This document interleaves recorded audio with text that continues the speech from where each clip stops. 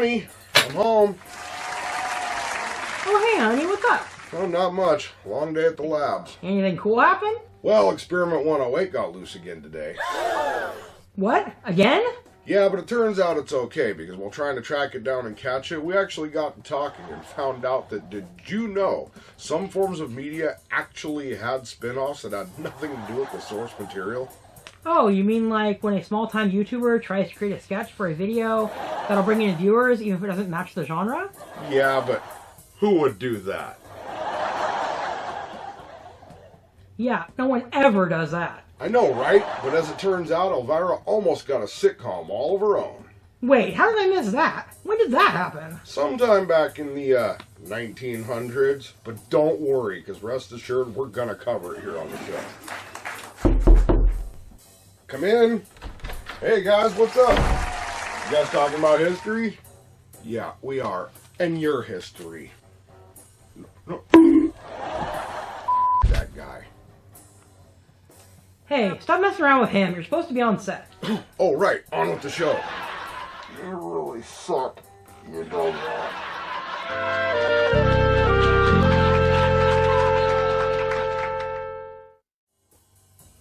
Hey everybody, what's up and welcome back to Macabre'Gorium Labs presents a showcase of things likely forgotten after dark.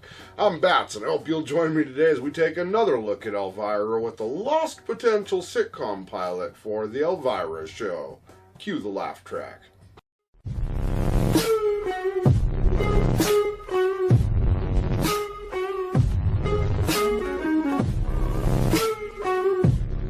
Before we get started, I should point out that this is probably the only Elvira property that personally I didn't care for. But it is worth noting that it had two really big things going for it. Oh, come on. Get your minds out of the gutter. I was talking about the fact it has the one and only Elvira and the one and only Mona. We all know she's the boss. In our last After Dark showcase, we covered the Mistress of the Dark, the Queen of Halloween, Elvira. So check that one out if you haven't already. You're truly missing out. That was fun.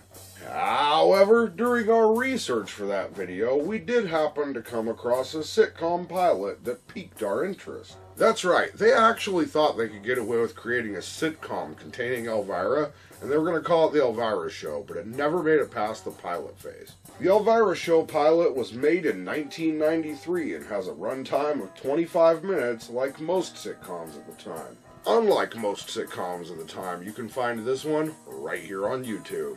Link in the description. It would be written by Ann Beats, John Paragon, and of course Cassandra Peterson. It would be directed by the well-known TV series director Peter Boners. That his name's Peter Boners. It's right here. Because Elvira was so popular, a TV series seemed like a natural slam dunk, and the series had a lot of potential. I'm using the term potential here rather loosely. The show was packed with an amazing cast, including Cassandra Peterson as the iconic Elvira, Katherine Helmond as Aunt Minerva, Lynn Marie Stewart as Lorraine Wisner, and Phoebe Augustine as Paige. The show would be pitched to CBS, which they did greenlight, making the half-hour pilot. The show would be set in Manhattan, Kansas, the same town that actress Cassandra Peterson was actually born in the real world. It begins with a starry nighttime background that contains a crescent moon. The show's title is then displayed, and it's similar to the opening from the sitcom Bewitched from the 1960s. By now you guys should already know what I'm going to say. We could cover Bewitched down the line if you guys show enough interest. Head on down to the comments. As it pans down, we see a large, normal-looking house, but, you know, just the inhabitants are a little weird. In the window, we can see that Elvira is conducting psychic readings, and the pilot begins with her sitting at a table with Lorraine. Elvira begins looking into her crystal ball to see what the spirits hold for Lorraine, and Lorraine wants to know if there's a man in her future. Much like other psychics, Elvira begins to throw out men's names, to which Lorraine tells her she doesn't know anyone named Bill, Bob, Jack, or Mike. She assures Elvira that she doesn't know any men with those names. Surprised but quick as ever, Elvira quips to Lorraine that she needs to get out more. This gives Elvira the perfect chance to plug her love potion side hustle, and she has her deluxe love kit for only $99.95. Are you looking for love? Are you having trouble? Get Elvira's deluxe love kit right now for $99.95, now including more toenails. Act now, and for another $20 you can get your potential partner to be faithful. Take these chances at your own risk. Elvira does not guarantee success. Results may vary and are not guaranteed. Lorraine is, of course, quick to buy the kit as she's looking for a man to share her life with, so of course she pays the additional $20. $20, 20 years... Goat, you telling me I didn't have to spend 20 years? It could have just been 20 bucks. Yep. Women. Elvira explains that Lorraine will have to drink the potion, then get naked and dance around a little red candle like crazy and work up a good sweat. Renfield, the black cat, remarks, "Ew, not a pretty picture." Voiced by John Paragon, Renfield is the comic relief animal character they added to this show. Elvira tells him not to be so catty, pun definitely intended, and Lorraine is confused by this as she doesn't hear Renfield. But Elvira glosses over it, noting that she was talking to the cat, because that's totally normal. It is Elvira. I don't know why I'd want it to be normal. Elvira tells her to repeat the ritual every night until Mr. Right windsurfs into her life. Armed with her new red candle, potion, and instructions, Lorraine thanks Elvira and hurries off to begin. We get a scene change with opening credits, and then we're in Elvira's living room when her Aunt Minerva comes strolling in. It was a little weird and entertaining to see the shopping cart roll itself in after Minerva. I'll give them that. Elvira is at the staircase and notices Minerva's cart trick, and she's not happy about it. Minerva noting there was nothing to worry about as she'll send it right back to the store. That's not really the concern though. We learn that Elvira and Minerva are actual witches, but they can't expose themselves to the town. For those of you following along, I think you're starting to see why this is the only Elvira property I'm not really a fan of. Elvira quips that she's tired of pulling up stakes to avoid getting burned on one, so they have to conceal the witchcraft, at least in front of normal people. Elvira also notes that she loves living in Manhattan, and Minerva says she thought Elvira meant Manhattan, New York, not Manhattan, Kansas. The conversation then concludes with Elvira noting that no one has caught on to their witchcraft, and she doesn't want them to. Minerva does note that they can only do a few parlor tricks like moving shopping carts, fixing parking meters, and switching price tags. Elvira tells Minerva to take the shopping cart back to the store manually. And this is when Renfield chimes in telling her to bring back cat litter too. Later, Minerva and Renfield are watching TV when the doorbell rings. It's a new client, Chip, played by Ted Henning. Elvira instantly starts flirting with him and brings him back to her psychic area complete with a crystal ball, which of course Elvira maneuvers so that when she looks into it, Chip gets an eye full of her, talents. The uncensored versions on Patreon.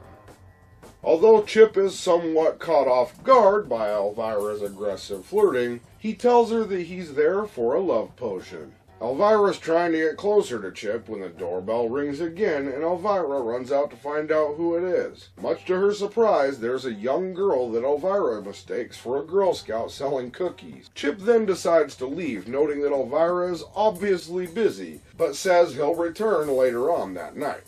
Of course you will, Chip. She's Elvira. She's already got you.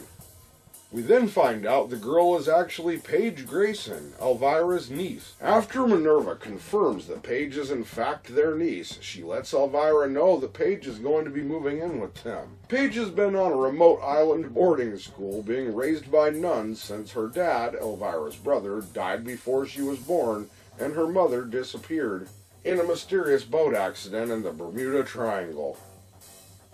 It was about this point I was almost like, F this. This is ridiculous. Even for Elvira. Stick to the movies, babe. With Paige turning 18, the nuns finally decide to warn her about Minerva and Elvira, so she has to come to get to know her family. At boarding school, Paige has been taught to be conservative and demure, the exact opposite of Elvira. Pretty sure that goes without saying, so no shit, Sherlock.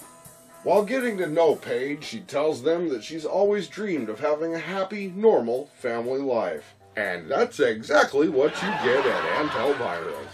Normal to Paige is Sunday drives, playing Scrabble by the fire, and setting up a lemonade stand. Clever, as always, Elvira notes that Minerva can be Ward, Paige can be June Cleaver, and Elvira herself could be the Beaver. Why, yes you can. Elvira pulls Minerva aside and expresses concern that Paige is too uptight to be one of them. Minerva notes that sometimes the gift can skip a generation. Elvira says they need to subtly try to find out if Paige has the gift or not. However, Minerva is not subtle and straight out asks Paige when she consummated her union with the incubus. Paige is obviously confused, but Elvira hides it, saying Minerva was asking about constipation. This show was lowbrow. But Elvira, you're better than poop gels. Let's move on. Elvira does actually try to be subtle, noting her brother was quite gifted, and surely she must have inherited some of his talent. Paige notes that she can, of course. She can speak Latin and play the accordion. We then catch up with Chip to find out he's actually an undercover cop investigating Elvira because Lorraine, the woman from earlier, is now in the hospital after taking Elvira's love potion. Back at Elvira's, she's preparing for her date with Chip and sends Minerva and Paige to town to have some fun. Elvira does warn Minerva not to do any witchcraft in front of Paige. Elvira is seductively positioned on the couch when Chip arrives, and she gets to the aggressive flirting immediately. Chip does stop her and asks her for the love potion. She goes to retrieve it for him, bringing back the potion. She wants Chip to drink it or right away. But he says he has a date and he has to take it to go. Even though Elvira tries to get him to stay, he still tries to leave,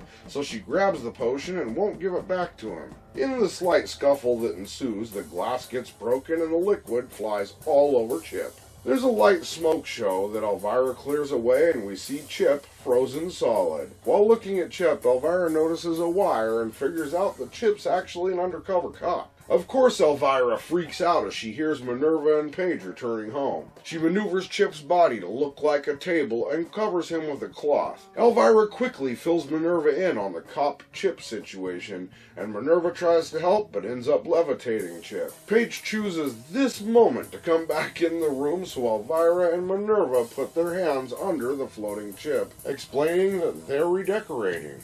You following me so far? You can see why this didn't exactly take off. Our girl deserved better than this. Paige doesn't accept that, though, as when she hands a cake to Minerva, she uses a hand to grab it, so she just sees Elvira holding up Chip from one end, and suddenly, Paige rips the cloth off Chip in the air and asks for an explanation. Naturally, Paige confronts them about being witches, and they laughingly tell her they aren't, and as a laugh, Minerva has a stereotypical witch's laugh. It's pretty fucking funny. Here, see? Elvira finally caves and tells Paige that they are in fact witches, demanding to know if Paige is going to turn them in. However, Paige is not a snitch, but doesn't want anything to do with witches, so says she's leaving. At this point, Renfield remarks, well, break out the champagne and get a little frisky. Paige immediately tells him that she's had enough of him. Elvira asks Paige if she can hear Renfield talk, and after confirming this to be true, she tells Paige that only a witch can hear animals' thoughts. Paige is not happy about this, as she wants to be just like everyone else, not different. Elvira wants to know what's wrong with being different. She's different, and look at what it's gotten her. Yeah, let's look at what it's gotten her.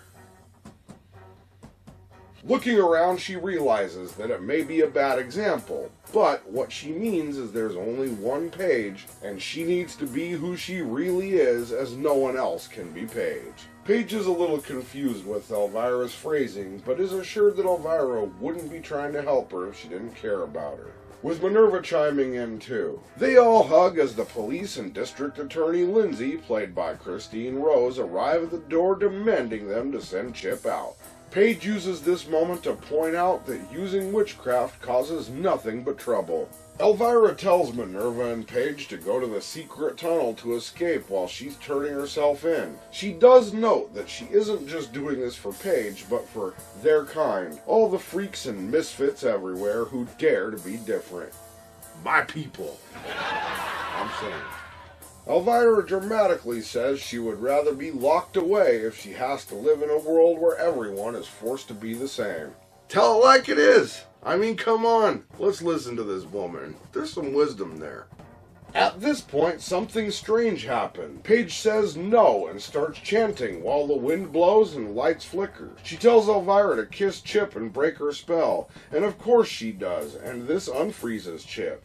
At the same time, the police break down the front door and file in. I've got some questions, but we'll get to it in a minute. Lindsay says it's a bust, to which Elvira quips, no, this is a bust, and flashes her cleavage at the woman. She's told she's under arrest for putting Lorraine in the hospital with the love potion. Elvira says it was just some plain old herbal tea and a couple of toenail clippings.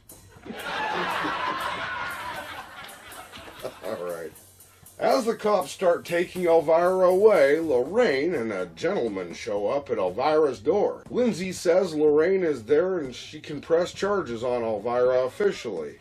Again, I have questions, but we'll get to it in a minute. Lorraine is quick to end the confusion and explains that she was in the hospital after catching pneumonia from dancing naked around the candle. Thwarted, Lindsay still wants to arrest Elvira for selling phony love potions. If you can't tell, Lindsay's not really Elvira's biggest fan. That's us.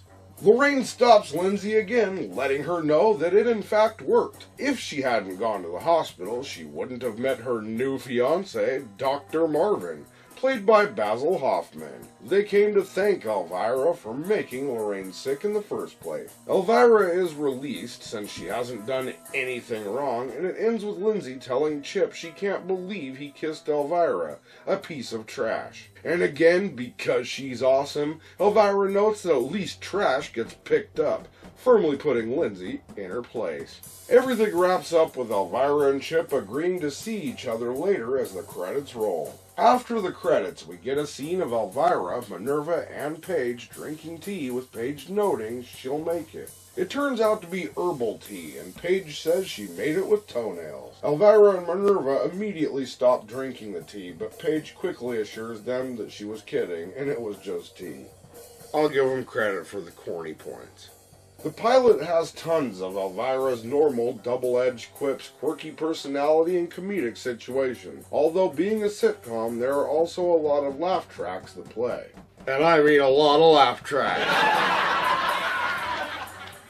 Because there was only a pilot, it doesn't have a copy that you can buy. But never fear, because like I said in the beginning, you can find this episode right here on YouTube. I do recommend checking it out at least once, if not just to add it to your Elvira knowledge. Now I'm sure you're wondering why exactly this show didn't get made. You're probably not wondering. The Elvira Show would be cancelled by CBS as, although Elvira was popular at the time, she didn't align with the family values that CBS wanted to represent. However, this did not have an impact on Elvira's career whatsoever, as she became even more popular over the years. It's normally scary to put Bat's opinion, but I wanted to put in mine first. I'm a huge Elvira fan and always have been, and I cannot believe I've never heard about this pilot. I did watch the pilot, and after that, I think that CBS should have taken the shot. I don't think that the more mature jokes were bad at all, especially knowing what gets put on TV today. The only problem I really had is they didn't make another episode. I have so many questions. What was the deal with Paige? How did she know how to use her powers? How powerful is she? I highly recommend checking it out for yourself. It is a great example of the 90s sitcom genre. You know, just when you think our girl Elvira can't go wrong, something like this happens. It's not necessarily wrong, just not quite right. And I do have some questions, starting with number 1. How did Paige know how to cast that spell? If she had no idea she was a witch, how the did Paige know to cast that spell, what to say, or what to do to stop it? Question number 2. How did the district attorney, Lindsay, have the authority to show up at Elvira's house and arrest her? Correct me if I'm wrong, but I'm pretty sure the district attorney can't show up at your house and arrest you based on a hunch for someone else's case that hasn't even pressed charges. Problem number 3. So many pause for laugh tracks. This show is worse than Big Bang Theory with its laugh tracks. If you remove the laugh tracks, it's only about half dialogue and the rest of it is just dead silence. It's a bit much. Problem number 4, the talking cat. There are ways to do this and ways not to do this. The voice was off. It never looks right when they animate the mouth or whatever, so I'm glad they went with the thoughts as opposed to it actually talking. I don't know, I guess I didn't care for it in Sabrina the Teenage Witch either. And my final gripe with this one, it took situational comedy to an absolutely cheesy level. It's almost like every single line of dialogue written for Elvira has to be a quip. There's no actual conversations happening. It's just joke, boob joke, tit joke, sex joke, boob joke, hunk joke, boob joke, boob joke. You see where I'm going with this? Anyway, I guess if I were to say, on the surface I could see where it had its potential, but it lacked in so many more areas, and Elvira deserved a lot better than this. It was fun for what it was, but I don't really have any intention on watching it again. But now you know what I think, I've just gotta ask, what the hell do you think? Did you ever get a chance to watch the Elvira pilot? If so, what's your favorite joke or part of this episode? And if not, what was your favorite childhood snack, toy, show, movie, or other memory? Did we get something wrong, leave something out, or forget anything? Maybe you have a suggestion for a future video or just want to drop in and say what's up. Either way, feel free to head on down to the comments section because most of the time we look forward to hearing from you guys. And with that, unfortunately, we've come to the end of another Macabre'Gorium Lab showcase of things likely forgotten after dark. I've been your host, Bats, and I hope you had an interesting time tonight while we took a look at a lost pilot for a show that I'm kind of glad never happened, with Elvira Show. Cue the laugh track. Be sure to check back next time because you never know what we have in store, and as usual, think for yourselves, be excellent to each other, keep it f***ing creepy. We'll see you in the next one. So many tit jokes. You guys really suck, you know that? I totally could have covered this topic. You really are an